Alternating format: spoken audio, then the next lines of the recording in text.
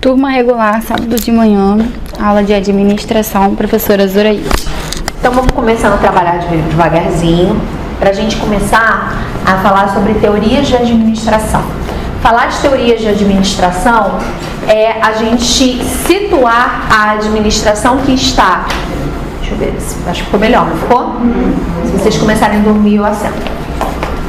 As teorias de administração, ela hoje vai dar uma situada pra gente de o porquê delas estarem tão diferentes.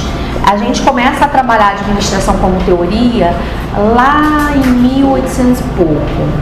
E hoje as teorias de administração, elas vêm não mais para delinear um campo de trabalho, elas já vêm para poder explicar um movimento político e social que está acontecendo. E aí, isso é muito ruim, né? Porque vai de fora para dentro. Então, por exemplo, hoje eu tenho teorias de sistemas que vêm para justificar o caos que se encontra a saúde. A gente tem teorias contingenciais para justificar o caos. Então, assim, infelizmente, a gente acaba tendo que adaptar e entender que o movimento de você criar uma teoria para delinear um instrumento de trabalho é uma, só que hoje o movimento está invertido. Ele primeiro tem o cenário confuso e aí a teoria vem a partir dali. Então as teorias de administração elas podem vir tanto do cenário para o campo da ciência como da ciência para o campo prático. Então assim, são duas coisas diferentes. E uma das coisas que a gente precisa entender também é que nem todo administrador é gestor. Que nem todo mundo que está num cargo de gestão foi preparado para isso, né? E aí, se não foi preparado para isso, a tendência é a gente ter o quê? A tendência é que dê ruim, né? As pessoas que não estão preparadas. E aí, falar em administração, a gente vai estar falando em tendência, subordinação, obediência. E falar de gestão, eu estou falando de condução. Mas é uma condução alinhada com teorias, é uma gestão alinhada com os objetivos da instituição. Então, isso é uma coisa muito interessante, né? Só que nem todo mundo que está dirigindo um órgão público, nem todo mundo que está dirigindo um hospital, um posto de saúde é gestor, né?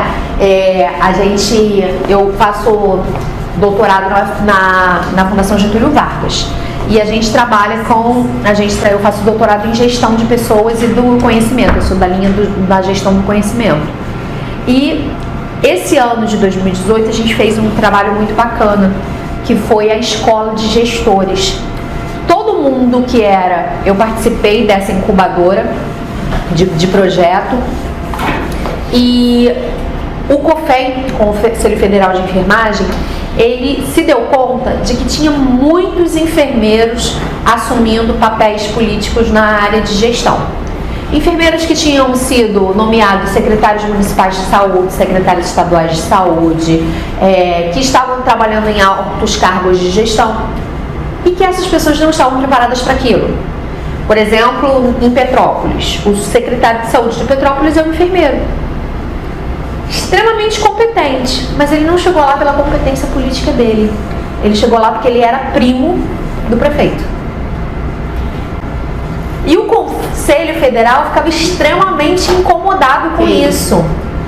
Porque falava assim, tudo bem que fulano é primo do prefeito, Beltrano é esposa de não sei quem, mas se ele fizer mal feito, ele não vai queimar a si próprio, ele vai queimar a categoria. E aí, o Conselho Federal, ele resolveu fazer uma parceria com a escola de governo da ENSP, da Fiocruz e com a FGV para preparar essas pessoas que assumiram cargos de gestão para ser gestores. É o famoso alinhar a tartaruga da árvore e já que tartaruga não sobe em árvore, todo mundo sabe disso. Se a tartaruga está na árvore, foi alguém que colocou ela lá em cima. Então, com esse projeto, a gente ensinou a tartaruga a permanecer na árvore e mostrar que ela pode até ter chegado ali de uma maneira não muito, né, ortodoxa, mas que ela poderia ter competência técnica para estar ali. Teve gente que desistiu? Muita gente desistiu, inclusive pediu a exoneração do cargo. Não só desistiu da escola, mas também desistiu do cargo. E outras pessoas nos surpreenderam maravilhosamente bem. Tanto que a gente sabe que no atual governo de 2019, uma das indicadas para ministra da Saúde foi uma enfermeira. Ela não ficou com o cargo, mas quem teve grande possibilidade de assumir o Ministério da Saúde esse ano era uma enfermeira que trabalha no Rio Grande do Sul. E assim, seria uma, né? Mas ela não aceitou, tá? Mas a escola de gestão, ela vem justamente para mostrar que gestão é diferente de administração. A gente até brinca dizendo que administrar, até um orangotango bem treinado, adestrado, ele consegue. Agora fazer gestão não é fácil, tá? E aí a gente pergunta, quem são esses gerentes da administração, né? Quem são essas pessoas? E aí a gente começa a se dar conta que essas pessoas, para se manter no cargo, elas necessariamente precisam estar alinhadas. E elas vão estar alinhadas a quê? Elas vão estar alinhadas às teorias de administração. Então, uma das coisas que eu vejo muito grave hoje é que as pessoas não sabem as teorias de administração. E principalmente, além de não saber, elas não sabem em que cenário político elas foram criadas. Então a gente tem as principais teorias de administração, a linha racional, que trabalha a teoria científica, é a clássica. A gente tem a linha orgânica, que começa a olhar, tira o foco da estrutura e do processo e começa a olhar para o homem, para o profissional que está ali. E a gente tem a teoria política, que ela é já contemporânea, ela já vem a partir de 2015, 2016, que ela vem para tentar explicar o que está acontecendo, né? Ela já é o tipo de teoria que ela parte do cenário para explicar o que o cenário está acontecendo, que é uma grande loucura, mas tudo bem, a gente sabe que infelizmente isso pode acontecer, que o campo da saúde, ele é muito propenso a gente ter isso. E aí falar de teoria científica é falar de taylorismo, né? É falar do homem mecânico, o homem máquina. E aí, a gente coloca aqui, ó, no de vocês não tem o desenho, mas o texto é exatamente o mesmo. A gente fala de teoria de mecanicismo. A gente fala do filme do Chaplin, Tempos Modernos, onde ele era preparado para ser o apertador de parafuso. E ele iria passar a vida dele sendo apertador de parafuso, ia ser o melhor apertador de parafuso, mas ele não faria outras coisas, né? E essa teoria, durante muito tempo, ela foi utilizada. Em alguns campos do conhecimento, ela é utilizada até hoje.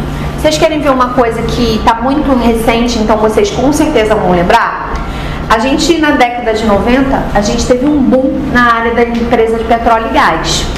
Todo mundo queria migrar para fazer alguma coisa na área de petróleo e gás. Então, as pessoas começaram a se capacitar para trabalhar com petróleo e gás. E, às vezes, não precisava nem fazer graduação. Às vezes, o cara com um curso técnico de solda, com um curso técnico disso, o cara conseguia uma boa colocação no mercado de petróleo e gás. Só que aquilo ali era extremamente o quê? Extremamente específico, extremamente mecânico, e a pessoa não evoluía a partir dali. Então teve gente que ganhou muito dinheiro na empresa de petróleo e gás. Só que em 2015, o que aconteceu com o petróleo e gás, principalmente no Rio de Janeiro? Quebrou, né? Vários estaleiros fecharam. E aí, o que aconteceu com aquele cara que era a formação específica do específico do específico? Coisa empregada. Foi dirigir Uber. Eu ia falar isso, Uber. Meu marido. Mas agora todos os profissionais são. Eu vivi muito isso. Tá? Então, um grande problema desse tipo de coisa é que o cara é o homem econômico. Então, ele vale o quanto ele tem experiência naquilo. Se acontece uma determinada situação e aquela profissão ela é extinta, deu ruim para ele. Ele só sabe fazer aquilo, tá? Ele pode até ser muito bom, mas ele só sabe fazer aquilo. E isso é uma das críticas que a gente vem vendo aí na questão da teoria científica e que foi uma das críticas que levou a enfermagem a mudar. Porque se a gente for pensar em termos de enfermagem, quem era a enfermagem antes de 1980?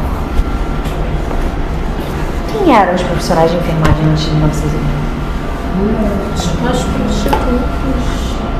Aí é bem mais lá atrás, mas tudo bem. As donas de casas. As pessoas que eram Que cuidadores, tinham dinheiro. né? Não.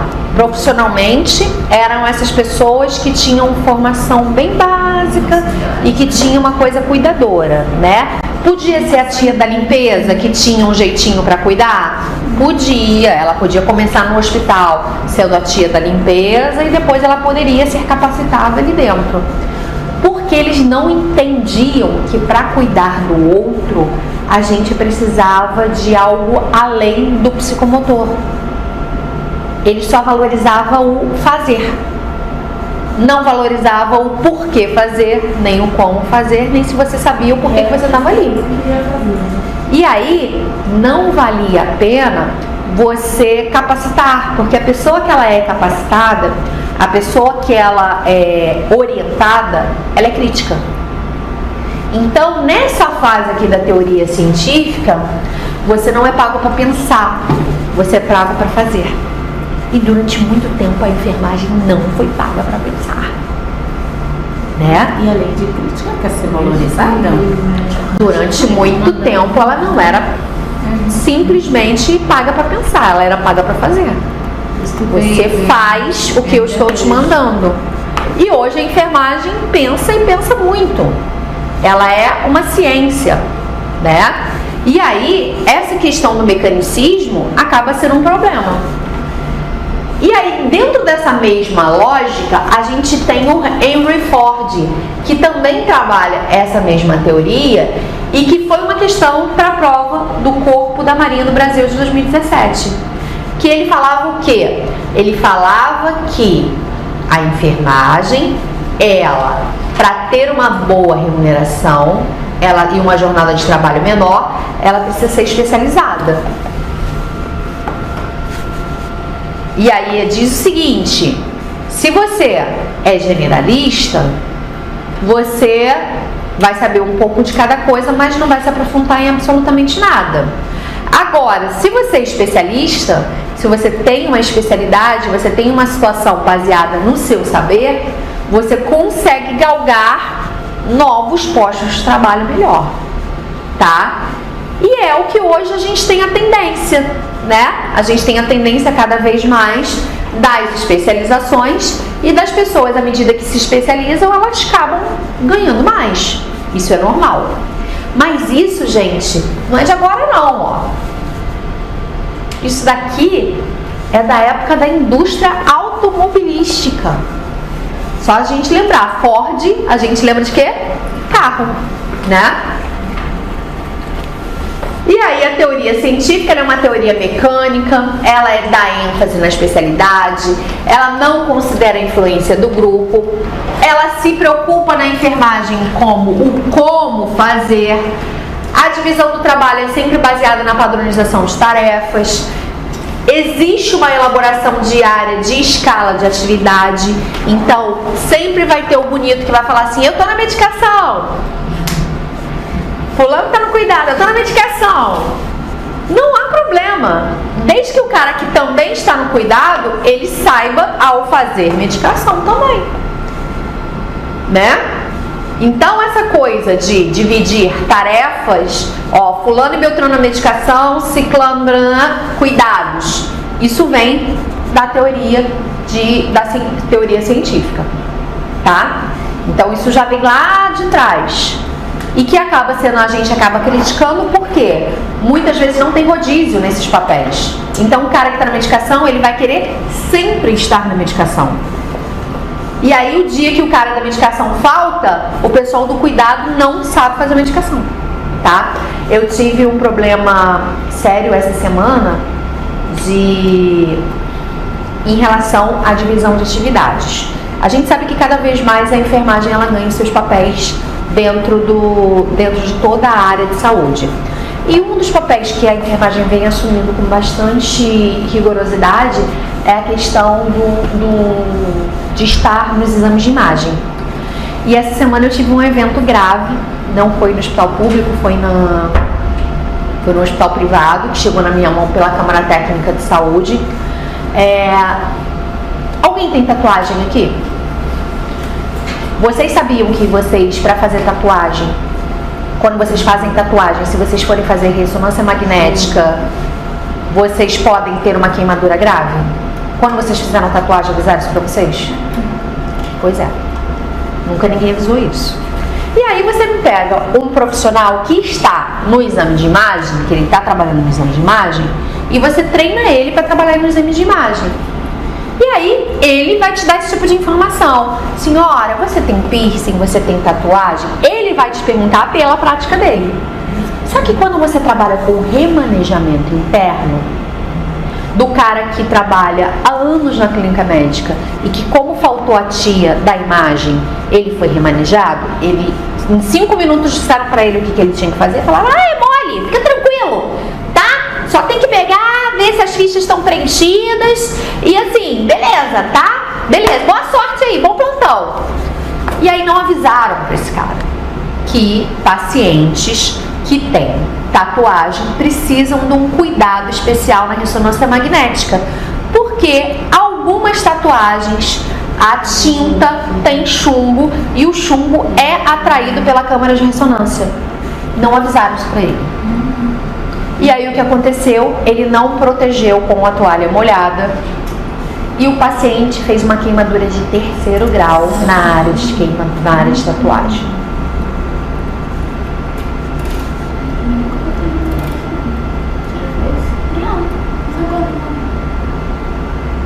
Mas a sua tatu era na mão? Não, não é na mão. É pelas costas, no braço tem um monte de lugar.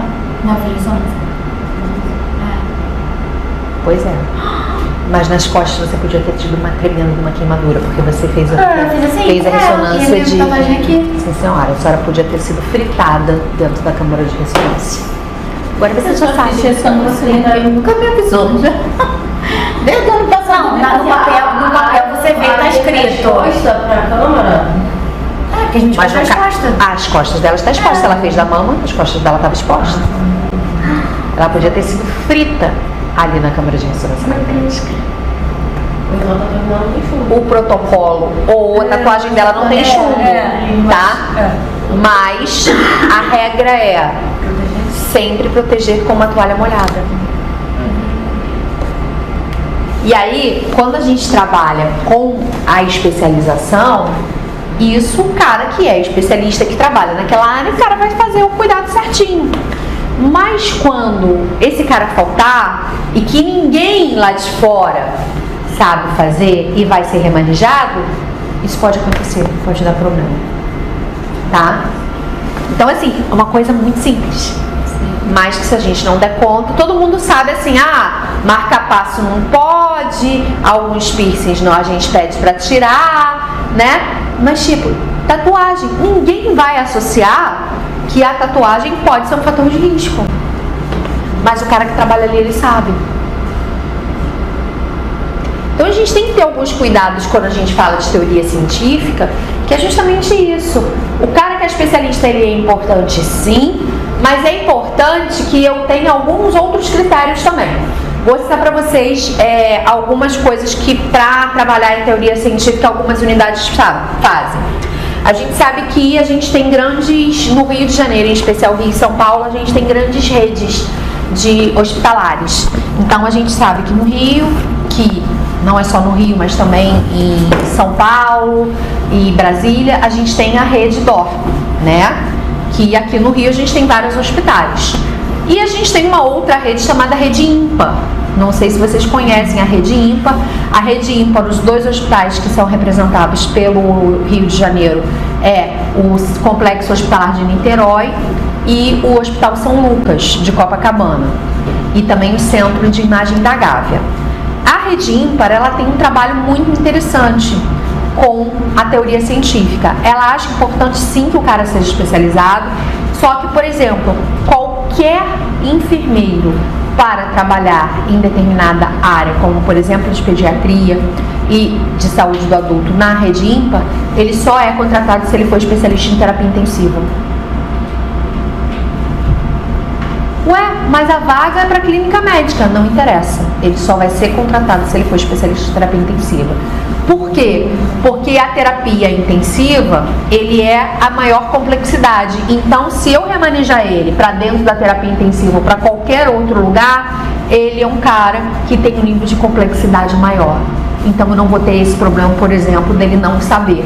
Porque eu já estou contratando um cara num piso salarial maior, porque ele é especialista em terapia intensiva.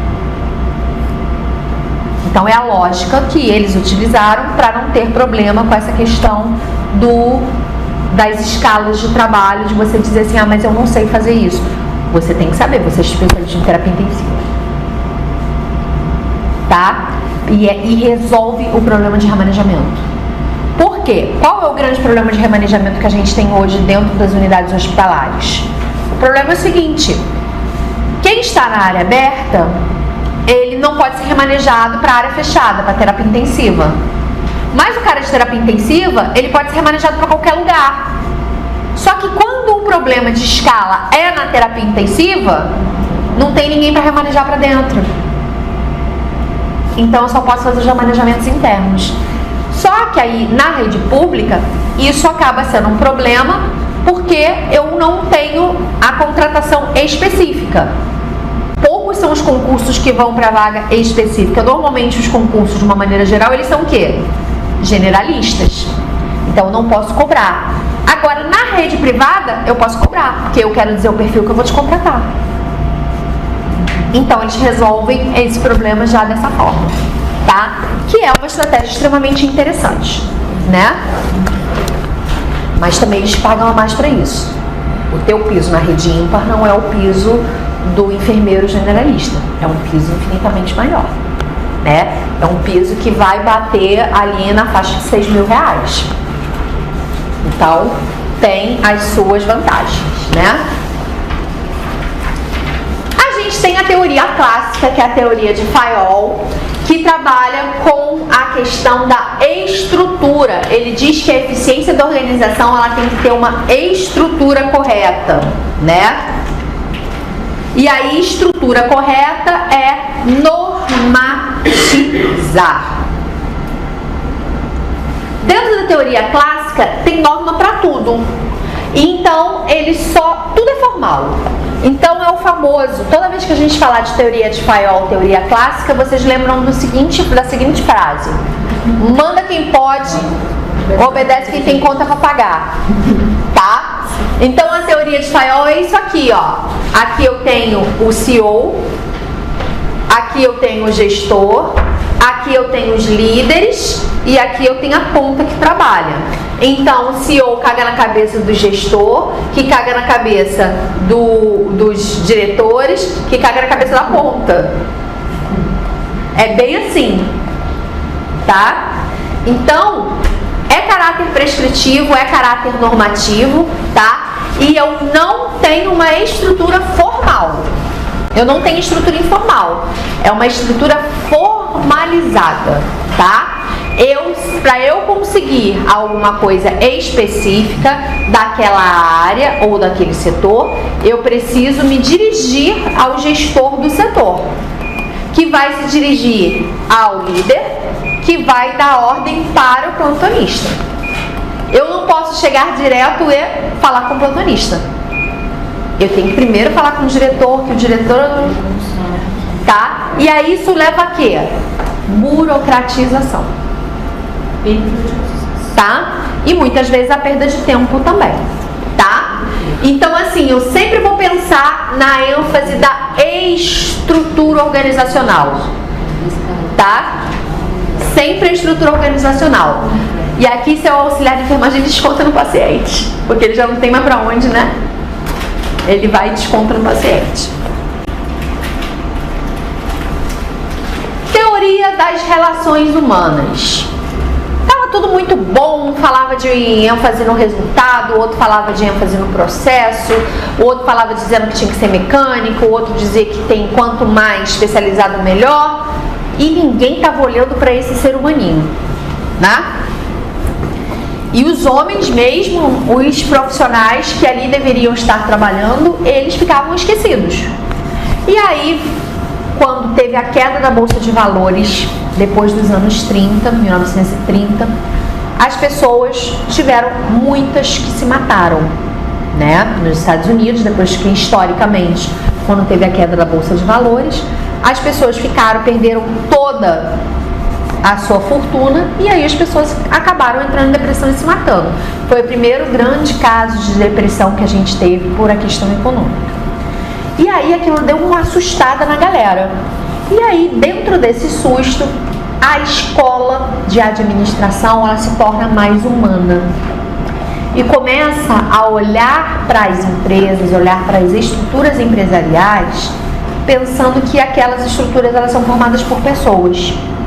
E que essas pessoas deveriam ter um olhar.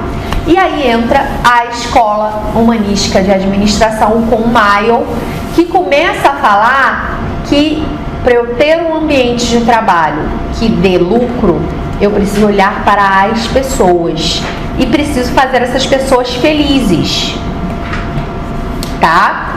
E que o homem, ele já não é mais um homem econômico, ele é um homem social.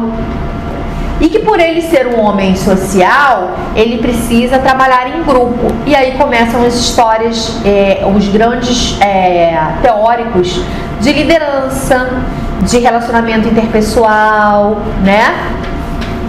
Só que ele comete uma grande falha na escola humanística, que é tratar esse ser humano não como regra, mas como exceção da regra.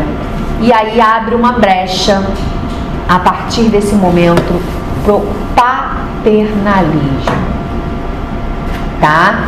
E depois a gente vai ver para os famosos QIs, do quem indica, tá? Foi Mayo que inventou o quem indica, Mayo que inventou o paternalismo.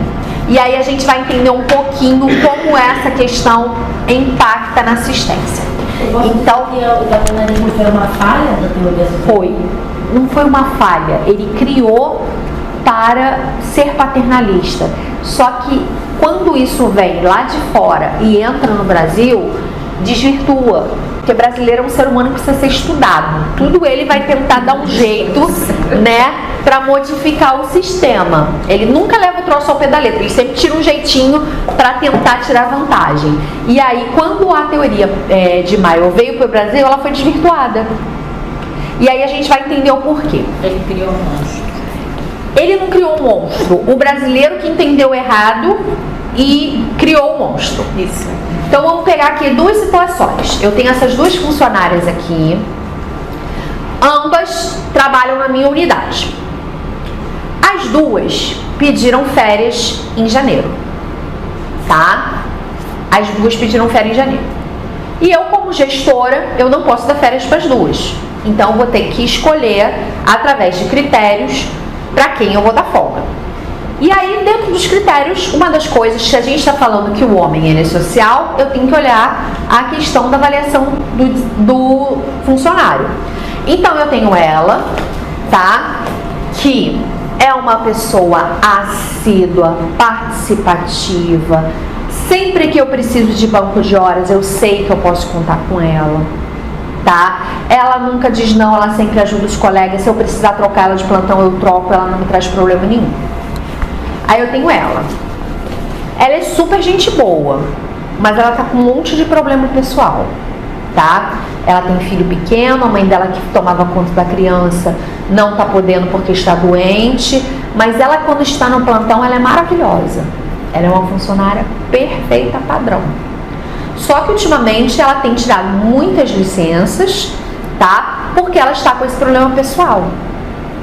E eu tenho duas férias, eu tenho uma férias em janeiro para dar. Aí, dentro da teoria de Maio, o que eu faço?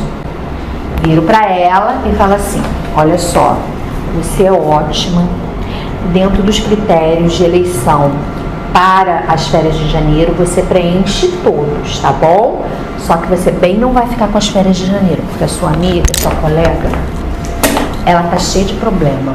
E a gente vai dar as férias de janeiro para ela poder descansar um pouco dos problemas dela e voltar em fevereiro com mais gás. Mas ano que vem eu te dou férias em janeiro. Maio faz isso. Como é que você fica? Eu sou uma pessoa, gente boa, né? Eu vou considerar, né? Coitada, eu tava precisando. Mas e vocês? O que vocês acharam? Assim, tá vendo? Bonzinho só se ferra. Isso aí. Ia dizer, tá vendo? Sempre fui boa pra ela. Sempre, nunca disse não e agora ela tá me dizendo não. Você tá entendendo? Isso é o paternalismo. O paternalismo de Maio, ele não olha para a regra. Ele valoriza a exceção da regra. Não estou dizendo que ela é má funcionária. Em momento algum eu falei que ela era má funcionária. Só que se ela preenche todos os critérios, por que eu vou olhar para a exceção e não vou olhar para a regra? Seria muito melhor se eu virasse para ela e falasse: olha só, você é ótima, eu entendo que você está cheia de problema, mas nesse momento eu preciso valorizar a sua colega que carregou o piano enquanto você estava com problema. Então, o paternalismo, a forma paternalista de administração, ela acaba criando critérios que não são critérios justos, porque ela não olha para a regra, ela olha para a exceção. E olhar para a exceção dentro de uma instituição não é bom. Se vocês aqui ficarem indignadas, você imagina ela. A exceção é para evitar que os problemas delas aumentem e traga problemas futuros para a instituição? Ou é porque... Na verdade, eu até tenho que olhar para a exceção, mas assim, eu tenho que olhar para a exceção, mas eu não posso prejudicar o macro. Vocês querem ver uma coisa? Vou citar um exemplo que aconteceu com... Sempre assim, o funcionário mais disponível, o funcionário que mais contribui, ele sempre é o prejudicado, porque ele tem dificuldade de dizer não.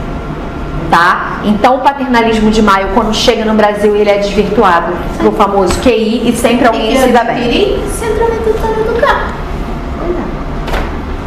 E aí, gente, a gente entra numa outra teoria, que é a teoria burocrática de Weber, que aí sim a gente entra lá no militarismo, tá?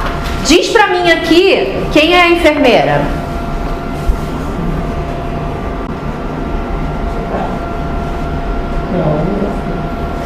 Aqui ela é enfermeira, por conta da farda que vocês estão vendo da patente. E aqui, quem é a enfermeira? Aqui eu tô falando da organização militar e aqui eu tô falando da rede privada. Nessa fotinha aqui, quem são as enfermeiras? São as que estão de blazer azul, tá? Porque a teoria burocrática, ela é uma teoria que faz a marcação do profissional não pelo conhecimento, mas principalmente por marcações simbólicas. Então, antes de você saber que aquela pessoa, ela é enfermeira porque tem um conhecimento, não, ela é enfermeira porque ela tá de azul. Tá? E aí, isso é teoria burocrática, onde a gente organiza minuciosamente a empresa, controla rigidamente e a gente tem relações impessoais. No militarismo, você não é o seu nome, você é tratado por um nome de guerra, né? Na rede privada, você muitas vezes também é a enfermeira, o seu nome não interessa. Você é a enfermeira. E essa marcação da teoria burocrática da exigência de símbolos, ela é muito marcante em algumas redes. Como, por exemplo, se você for para o hospital Copa Star, o elevador que a enfermagem é autorizado a entrar não é o elevador que os médicos e pacientes andam. E se você entrar no elevador errado, porque você está na semana de integração, primeiro, eles te tiram e segundo, se você tiver recidiva, você toma advertência. O assessorista nem sobe, ele manda você sair. Meu Deus. Desse jeito. Assim, toda a rede todos os hospitais agora que passaram por uma região novos, tem esse elevador. O Batinho também é assim, o Covadão também é assim. Ali é a enfermeira que não me deixa mentir. Eu cometi uma gafe, não foi proposital, tá, gente? Mas eu cometi uma gafe absurda dentro da rede ímpar. Eu não sabia que eu não podia subir no elevador que não tinha assessorista com o diretor do hospital. Na verdade, o São Lucas.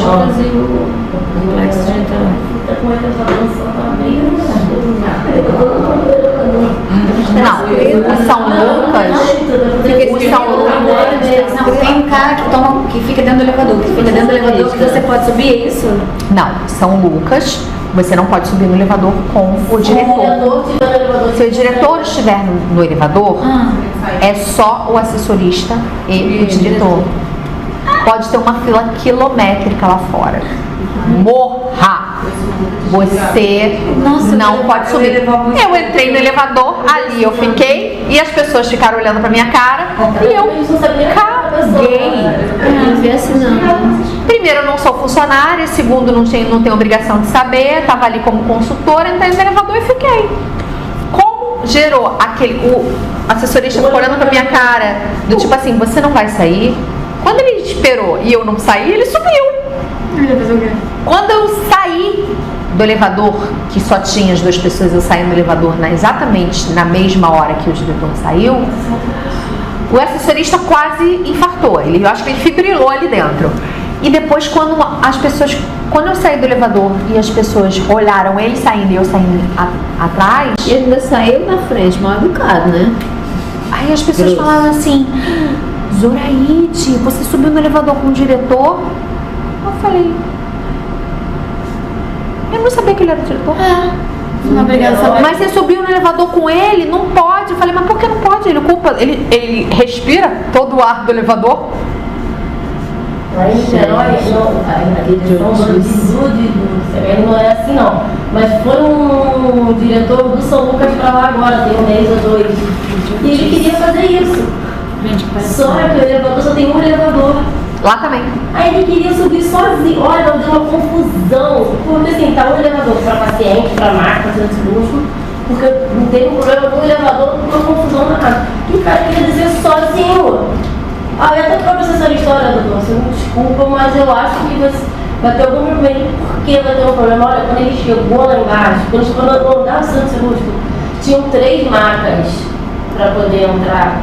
E ele desceu, subiu, mas foi uma confusão. Rapidinho foi isso, porque sim, e ele veio trazendo essa cultura, mas foi uma confusão.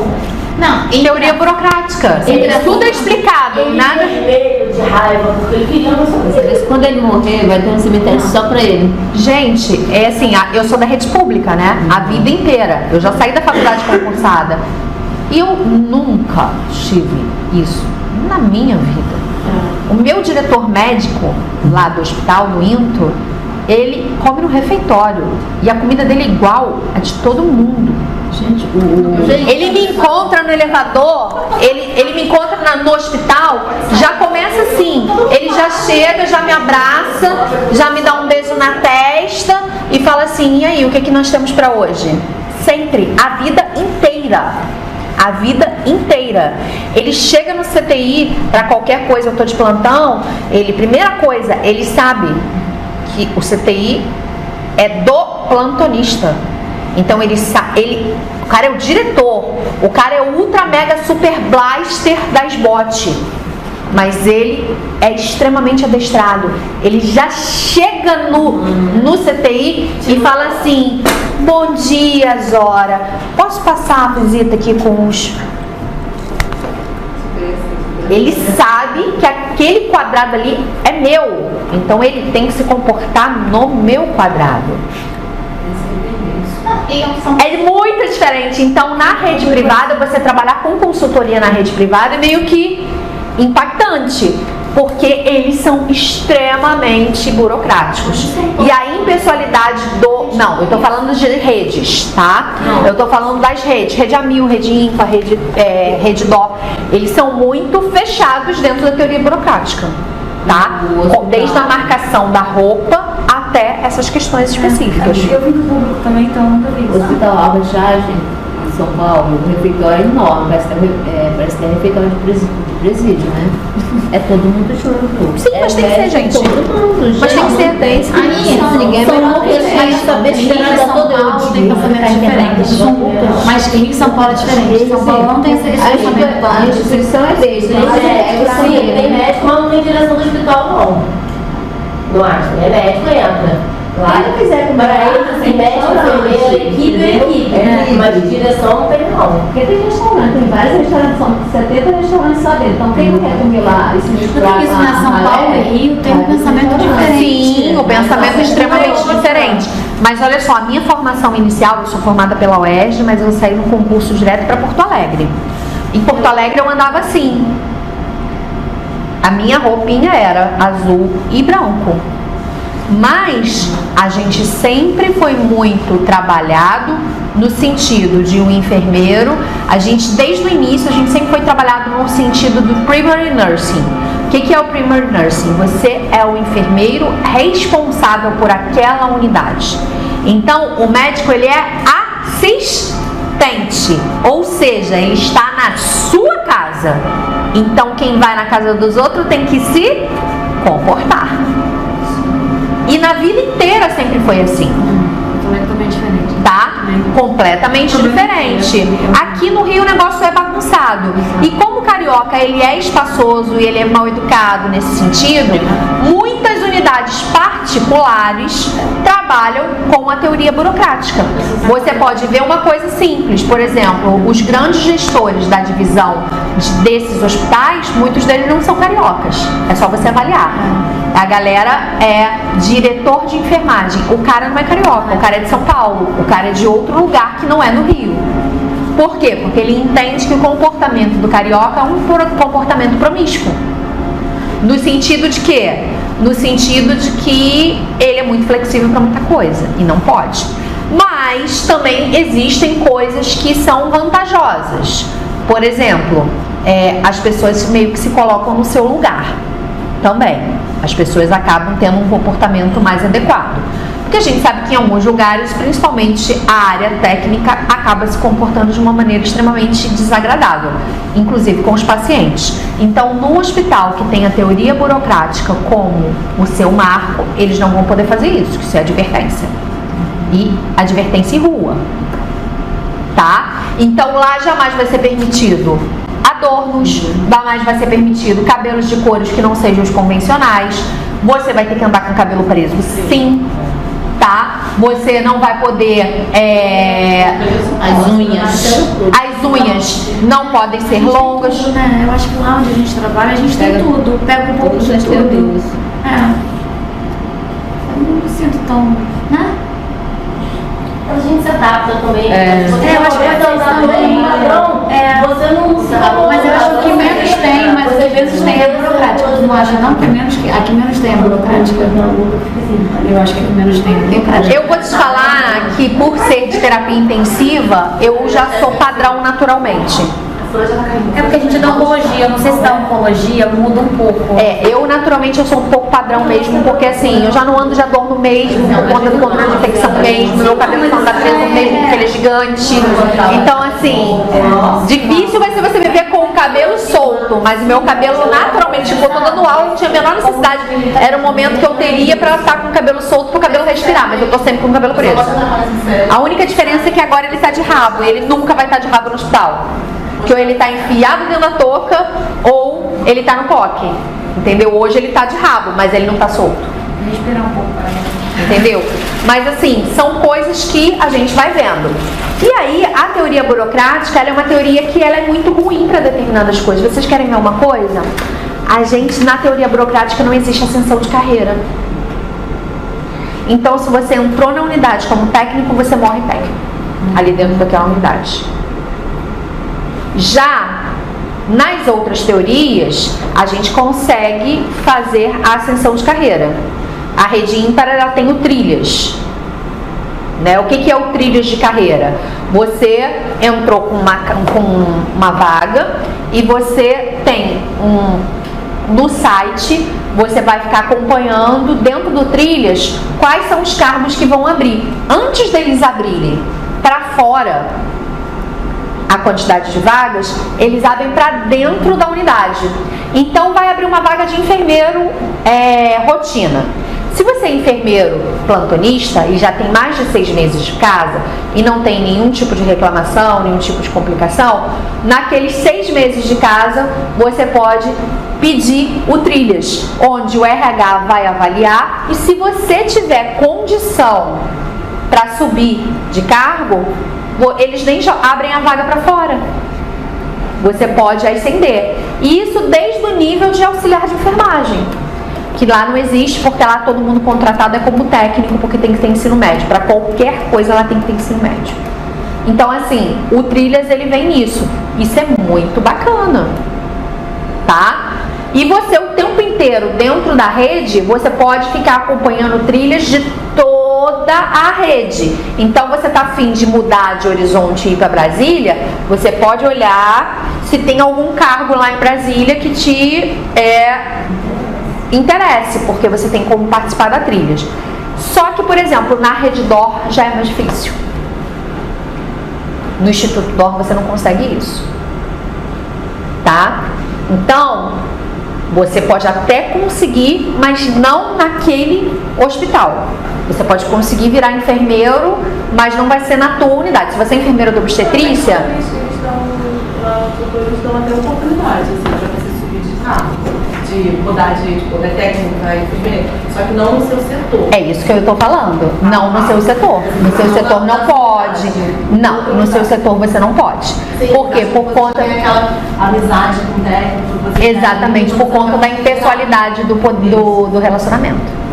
Tá? Então tem que ser impessoal. Você tem que ser visto como um líder. E você não vai ser visto como líder não quando você está ali com os teus colegas que já eram teu parceiro de plantão. Tá? Eles são bem específicos quanto a isso. Bem, teoria comportamentalista de Maslow. Bem, a teoria comportamentalista ela é um pouquinho diferente da teoria que a gente tinha anterior a humanística, né? A teoria humanística ela abria o leque para o paternalismo. Aqui a comportamentalista não. A comportamentalista ela acha o seguinte: o ser humano ele precisa ter as suas necessidades humanas básicas preenchidas. Se você preencher, ele vai ficar feliz. E o funcionário feliz ele rende.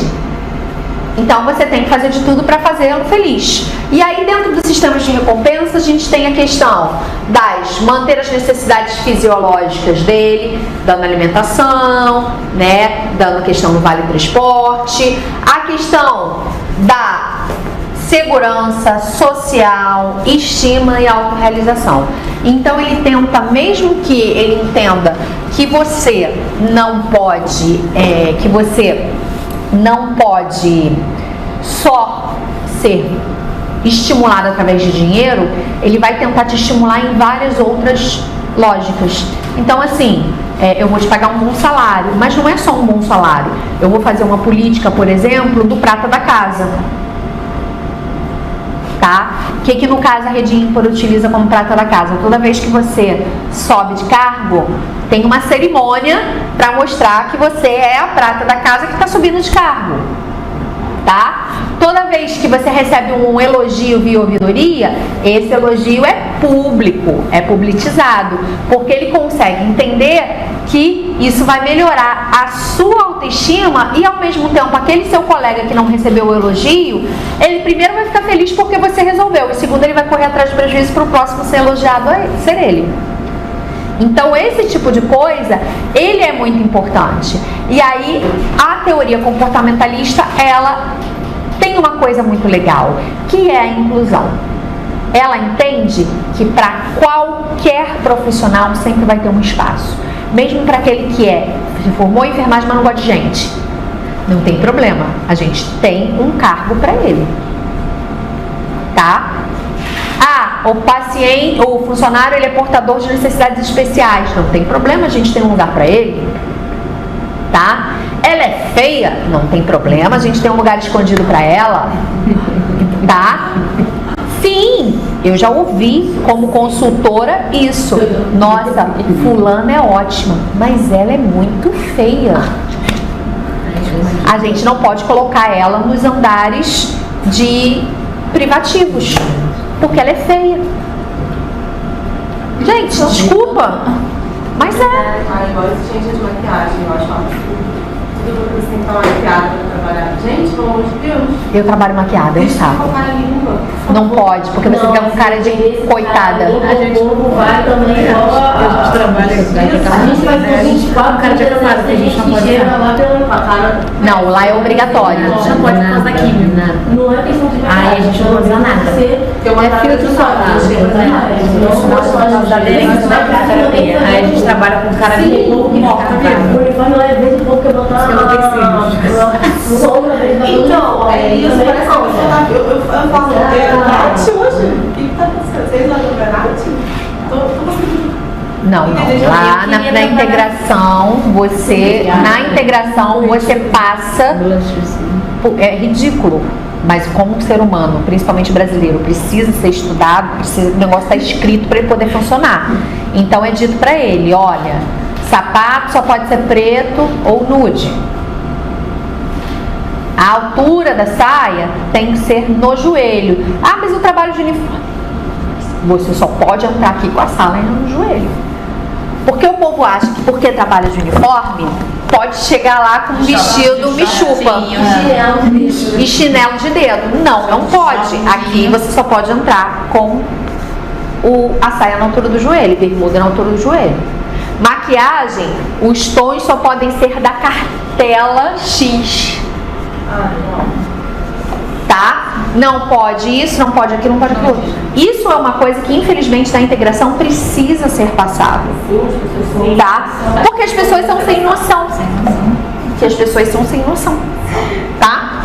Então, por conta disso, a gente entende na teoria comportamental que todo combinado não sai caro e que eu vou fazer de tudo para te fazer feliz. E os hospitais que utilizam a teoria comportamentalista normalmente são os hospitais acreditados. Por quê? Porque turnover alto, que é a rotatividade de funcionário alta, é muito mal vista pela acreditação.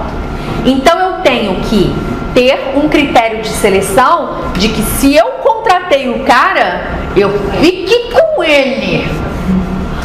Aquele calango agora é meu, então eu vou ter que adestrar esse miserável para esse miserável ficar no padrão, porque senão foi um erro de seleção, tá? E o mais legal da teoria comportamentalista é que eles falam o seguinte pra gente: durante todo o período desse funcionário, o RH tem que chamar ele e falar assim: querida, você tá feliz?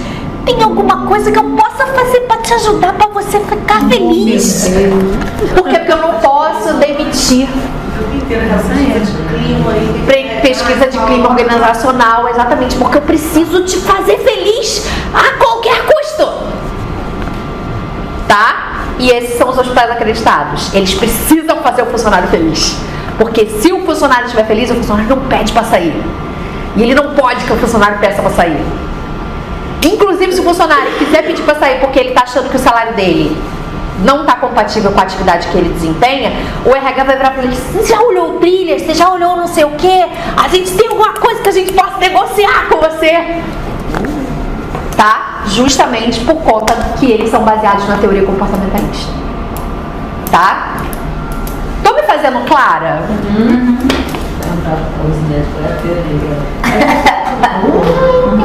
Eu tô sentindo, mas eu sou um ser humano quase menopausado, né? Então aqui na frente eu sempre sinto muito calor.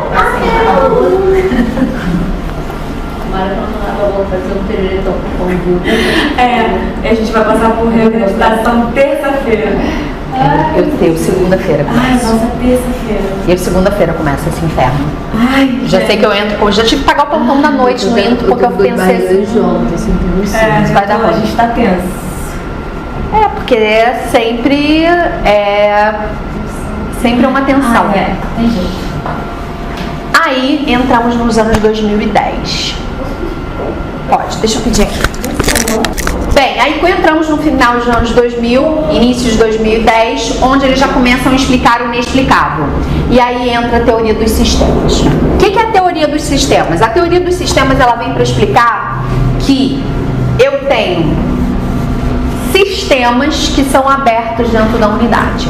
E esses sistemas, eles têm que trocar com o meio, porque se eles não se trocarem com o meio, sempre vai dar problema. Então eu preciso entender que eu tenho o cliente externo, que é o meu paciente, e eu tenho o cliente interno, que é o colaborador. Tá? O colaborador, ele tem que estar satisfeito tão quanto o cliente externo. Porque se o colaborador, que é o cliente interno, ele não estiver satisfeito, ele não vai tratar bem o cliente externo. E eu preciso do cliente externo para viver. Porque a minha atividade fim está ligada a quem? Ao cuidado, ao paciente, que é o cliente externo. Então eu preciso tratar bem o meu cliente interno para que o meu cliente interno trate bem o cliente externo. Tá? E ao mesmo tempo, a gente entende que na teoria de sistemas, as pressões, elas são pressões que vêm de fora e também são pressões internas. Por exemplo, a gente sabe que dentro de uma estrutura hospitalar, o centro cirúrgico, o CTI e o CEMAT, eles são totalmente diferentes das unidades de internação. São hospitais dentro de um hospital. E que, por exemplo, quando eu pego e, na regra, eu não posso colocar ninguém da unidade de internação para dentro do CTI, mas o remanejamento externo eu posso fazer, porque o cara é mais qualificado, eu vou colocar esse meu cliente interno do CTI, ele vai ficar feliz? Quem trabalha em CTI, ele fica feliz de ser remanejado para fora? A gente odeia, posso dizer pra vocês, com toda a profundidade do coração. Sim. Eu acho que é o tipo de coisa que eu tô pensando assim aqui. Coisa que deveria ser explicado para os setores, né? Porque às vezes a gente não tem uma questão. Posso te falar uma coisa com todo o meu coração? Às vezes eu prefiro que não venha, porque pra vir aquele caboclo ficar sentado ali na frente da minha central e falar assim, eu não sei fazer nada. E ficar olhando pra minha cara e me repetindo a cada 3 segundos, eu não sei fazer nada aqui dentro. Vai fazer hora. Eu não sei fazer nada aqui dentro. Eu falar pra ele, meu amor, eu só preciso que você pegue e fique na frente dessa central de monitor e anote os sinais de teste que você já tá me ajudando. Mas eu não sei fazer nada. Meu filho, você sabe dar banho? Você sabe trocar uma fralda, miserável? Você sabe só olhar o monitor escrito. Você sabe atender telefone, desgraçado? Já vai te dar vontade, eu não vou fazer nada. Desci pra clínica, essa pequena, atendendo o telefone o dia inteiro, ainda reclama. Pois é, então isso aqui é um problema, principalmente nas épocas de baixa ocupação de terapia intensiva no centro cirúrgico, né? Porque na terapia intensiva, nos hospitais cirúrgicos, eles são altamente direcionados com o centro cirúrgico.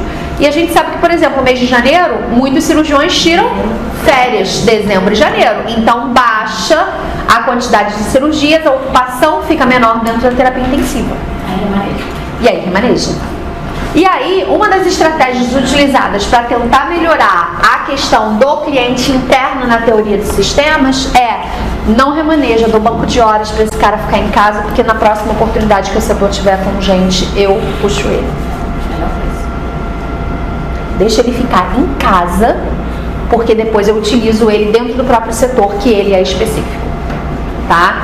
Então, dentro da teoria de sistemas, ele começa a tentar facilitar a vida do colaborador interno. Porque ele sabe que se tiver pressão de fora e ainda tiver pressão de dentro, o que vai acontecer? Explode, né? É panela de pressão. Se pressiona daqui, pressiona dali, pressiona de todo mundo, das duas, ou o paciente vai ser mal assistido, ou vai acabar tendo algum problema ali no clima organizacional. na maldição do clima organizacional. Se for da rede privada, beleza. Se for da rede pública, ele tira a licença médica. Aí, licença médica prolongada, que é melhor, né? Mas, de qualquer forma, a teoria dos sistemas, ela vem para tentar atender uma perspectiva política de que já está dando ruim, tá? E aí ela vem tentar minimizar esse problema. Agora aqui saiu.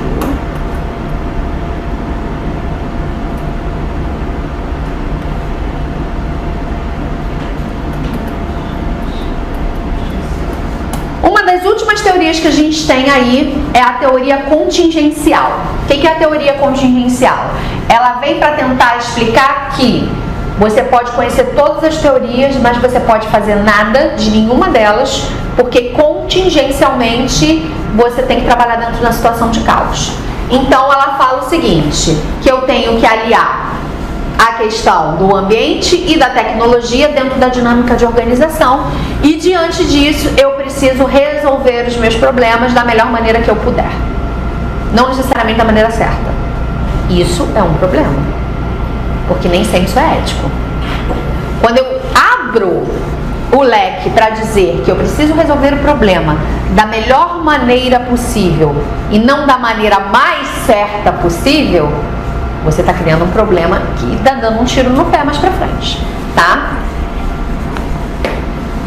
E aí ela vem incorporada junto com a teoria de perspectiva política, que aí, olha que ridículo, gente, que ela fala, a teoria anterior já fala que você tem que resolver da melhor maneira possível, já tirou que você tem que ser o da mais certa. E aí a teoria da perspectiva política, ela ainda entra com uma outra variável que é pior ainda, que é a questão dos interesses, que aí abre margem para quê? Corrupção, tá? Que você tem que resolver tudo dentro da política internacional, da política organizacional, minimizando os conflitos, entendendo as relações de poder e os interesses da instituição. Então, desde que eu entrei, eu vivo essa daí. Você trabalha com S? Eu trabalho com PSF. Que é administrado... Não é. Lá não é OS. Não chega a ser OS, mas parte... Tem as três vertentes. Tem o funcionário público, prefeitura, que é a prefeitura. Tem os contratados e os indicados políticos. Tem ou tudo. seja, teoria de perspectiva política. Isso desde 2008 e já eu estou lá desde 2008 e tem gente que já está lá há 18 anos. Pois é, 18, 19 anos. Isso é muito ruim. Por quê? Quando a gente fala de teoria de perspectiva política, eu só preciso que vocês entendam o seguinte. O funcionário que ele é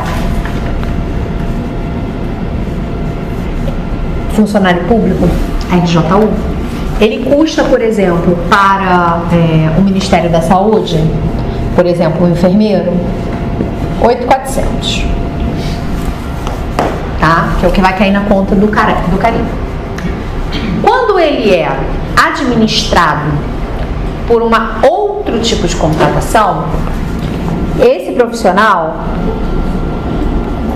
ele ganha 6.400, por exemplo, numa Excel.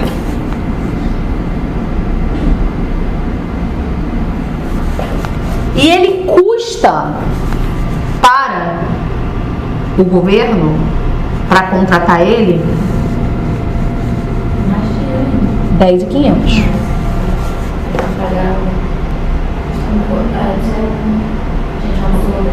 E por que eles tiram o concurso?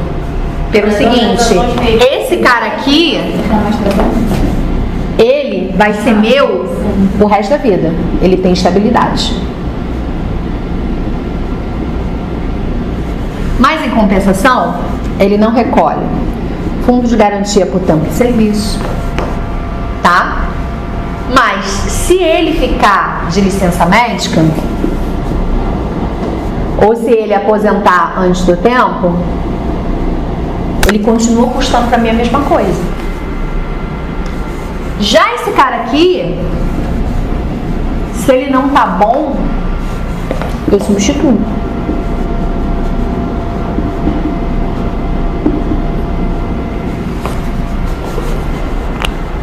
Então, por exemplo, se ele ficar com 45 anos de idade, eu já nem contrato ele.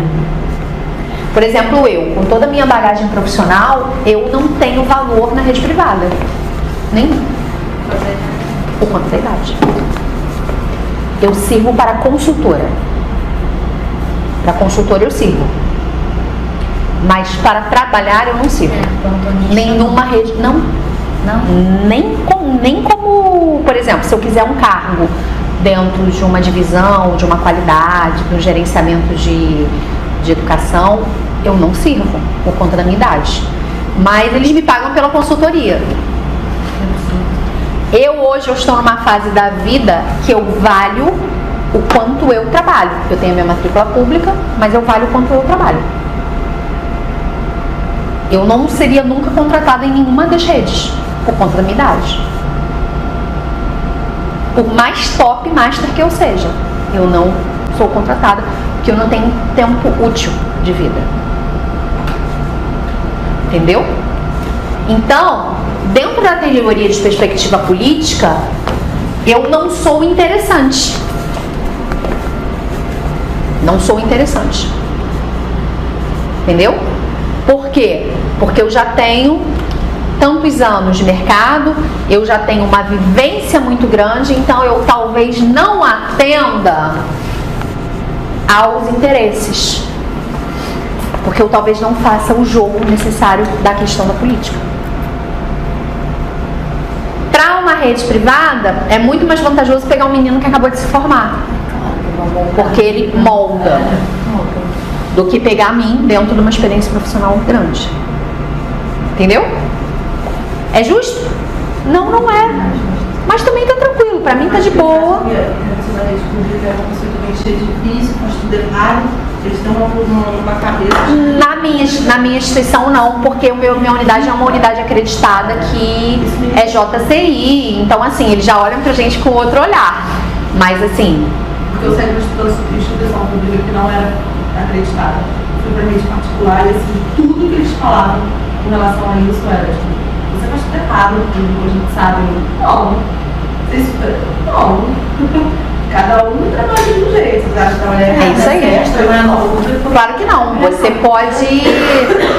pode. E na rede pública a gente aprende muito. Mas o contrário também acontece. Porque eu trabalho na prefeitura de Niterói também. Nossa, ali demora 2 horas pra lavar a boca na CTI. Aí você olha com o cara de alguns assim, oi? Tira o brinco, por favor. Olha. Sim, deu no CTI. Pode tirar o brinco? Tira o cordão. Ai, que saco. Que saco não, tem que fazer o certo. Não, tem que fazer o certo. Acho que é o público que pode fazer o que quiser. Você quer ver uma coisa? Você quer ver uma coisa? Eu sou enfermeira da terapia intensiva pediátrica do CTI do INTO. Durante 12 anos eu fui gerente geral de educação corporativa.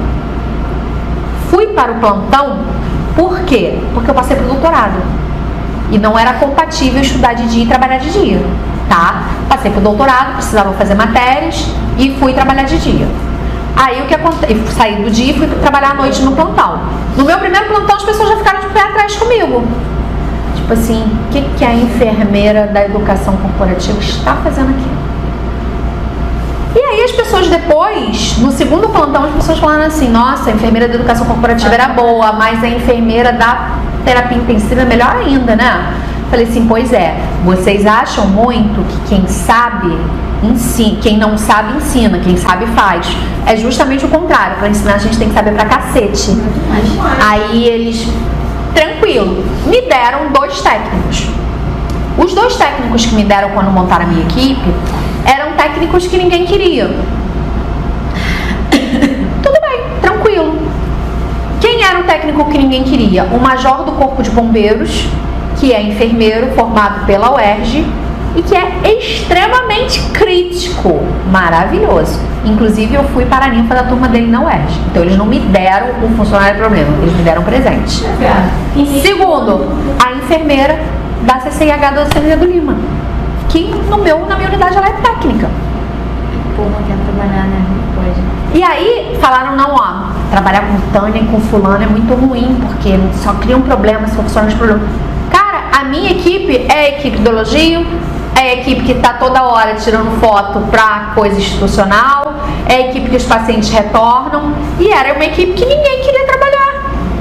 Mas ninguém queria trabalhar com eles por quê? Porque eles são muito corretos. Corretos, críticos, pensam. Muito correto, muito crítico, pensam e com um detalhe. Não pode ser qualquer enfermeiro realmente para trabalhar com eles. Não tem como. Porque se botar o cara inseguro, eles vão engolir. Por isso que não teve como. Entendeu? Eles vão engolir. Esse é o problema. O problema é o quê? Liderança. Tá? O problema todo na questão é a liderança. Porque liderar é orientar, é conduzir, é coordenar, é encaminhar, é entender quem é aquele ser humaninho que está trabalhando do teu lado, as fragilidades dele e também as suas potencialidades. Agora, o problema todo, que o povo não queria trabalhar com eles, era o seguinte: o enfermeiro queria meia-noite dormir e acordar às 6 da manhã e deixar tudo nas costas dele. Quando na realidade, aquilo ali é uma terapia intensiva, onde a maior parte dos procedimentos são privativos de quem? Do enfermeiro. E o enfermeiro quer dormir a noite inteira? E ganhar um adicional noturno ainda? Tá de brincadeira, né? Antes de eu ir para a sala de vacina, até o médico ia lá tomar café na sala de vacina. Que beleza! Tomar café na sala de A vacina? pessoa da limpeza ia para lá dormir no banco passando. Não, ó, ninguém na sala de vacina entra comendo. Nem paciente entra aqui. É isso aí. Não entra com nada. A sala de vacina quem manda só. E aí, gente, isso é liderança, que é a diferença de gerente. O gerente, ele tem um cargo dado pela instituição. O líder não. O líder, ele é o cara que ele tem a liderança. Mas eu pergunto pra vocês, pra ser líder você tem que nascer com a liderança ou você pode trabalhar a liderança? Trabalhar. Você pode trabalhar. Durante muito tempo a gente achava que não. Durante muito tempo a gente achava que liderança ou você nascia com ela ou não nascia, ou você não ia ter. Não, a gente pode trabalhar. Até porque o enfermeiro, coitado, o enfermeiro tá lascado, né? Ele já sai da faculdade como líder de plantão. Ninguém perguntou pra ele se ele quer, mas ele já sai da faculdade como líder de plantão, né? Na faculdade teve uma professora que falou pra mim que eu não servia pra ser líder. Mas eu não aceito isso não. Pois é, aí a gente tem que trabalhar também os outros tipos de contextos de liderança. Nem sempre o líder, ele é um líder que ele vai estar do teu lado, às vezes ele vai ser um líder negativo. E se você for um bom gestor, o bom gestor ele faz o que com o líder negativo? Bota embaixo do braço e fica de olho, porque cobra a gente tem que saber onde é que está a cabeça. E tenta reverter. Porque um líder negativo, ele destrói qualquer organização. Tá? Eles têm objetivos que podem ou não refletir com a organização. Se ele for líder negativo, o objetivo dele não vai ser condizente com a organização, né? O líder, ele dá ênfase às relações pessoais, e aí a gente brinca muito lá no hospital, dizendo, o pessoal fala assim, caraca, ele dá vontade de dar na sua cara, os meus técnicos. Eu tenho vontade de dar na sua cara. Eu falei, por quê? Porque você não concorda, mas você vai fazer linda exatamente o que foi pedido, só para depois ter argumento para questionar. E a gente vai ficar com ódio, e porque você está fazendo, a gente vai fazer também. Por quê? Porque eles não fazem porque eu peço. Eles fazem porque eles estão me vendo fazer. A liderança, quando ela é de verdade, o exemplo é que arrasta, não é o discurso. Se você anda sem o adorno, as pessoas vão ficar com vergonha de usar adorno perto do grupo, porque tu anda sem. Se tu não anda com a sombra verde para poder combinar, o povo vai ficar com vergonha também. Se eles veem que toda vez que você chega, você vai lá e lava a mão, eles vão começar a trazer creminho de mão, porque eles também vão começar a lavar a mão e a mão vai ficar ressecada. Tá? Então, é a questão da liderança presente. E a liderança, ela tem 3 tipos de formatos que durante muito tempo tinha o bom, o ruim e o mais ou menos. E depois a gente descobriu que o que era chamado de ruim, que era o líder autocrático, o cara de ruim ele não tem nada, ele é uma grande vítima da equipe dele. Porque o líder autocrático é aquele líder que ordena, é aquele líder que manda, é aquele líder que, em compensação, se precisar, ele faz. Porque ele sabe de todo o processo. E ele não centraliza o processo nele porque ele é centralizador, muitas vezes. Ele faz isso porque, infelizmente, se ele não fizer, o negócio não vai funcionar. Então, ele acaba se sobrecarregando. Já o líder liberal é aquele que pagou a ordem laissez-faire.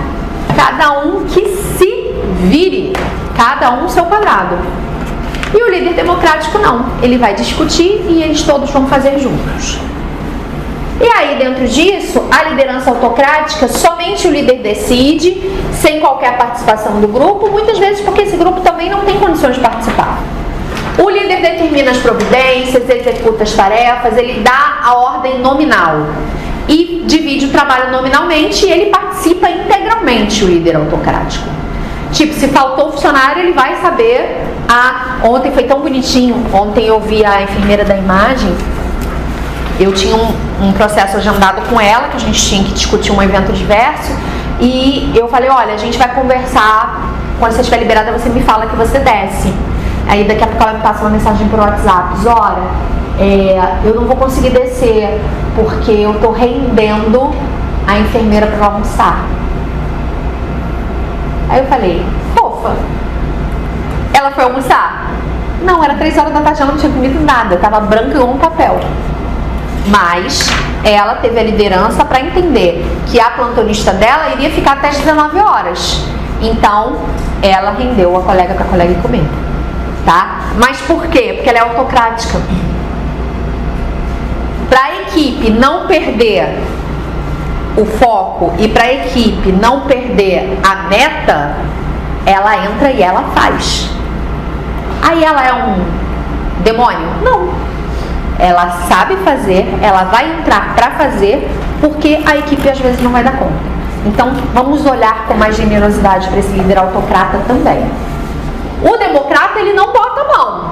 Ele diz quem vai dividir a tarefa e quem vai fazer a programação do trabalho é a equipe. E o laissez-faire, ele também não está nem aí para isso, ele só quer o cumprimento da meta. E aí, eu gosto muito da frase que o Chavenato, que foi meu professor no doutorado, ele sempre fala. Chavenato, do livro, ele mesmo, foi professor meu no doutorado.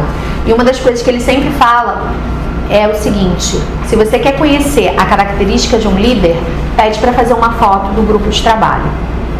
O líder democrático, ele vai tirar a foto do grupo de trabalho, ele no meio da galera. O laissez-faire, ele vai tirar foto, ele na frente da galera, fazendo o divo. Tipo, ninguém, ele nunca faz nada, mas na hora de aparecer na foto, ele é o primeiro. E o líder autocrata, às vezes ele nem aparece na foto, porque ele é tão ansioso para poder arrumar, para todo mundo ficar bonitinho na foto, que ele tá ali no bastidor fazendo. E ele não tem o ego para aparecer. Então ele tá ali ajeitando, ajeita o cabelo de um, ajeita a postura de outro, pede para ele tá dirigindo a foto. E aí nem sempre ele aparece na foto. Então fiquem com isso na cabeça, que vocês vão entender que nem sempre o líder autocrático ele é o maldito que todo mundo fala. Todo mundo acha que ele é o megalomaníaco, mas não. Às vezes o grupo é que é muito apagado e que ele precisa fazer isso para poder dar aquele upgrade, tá? Vamos dar uma paradinha pro intervalo.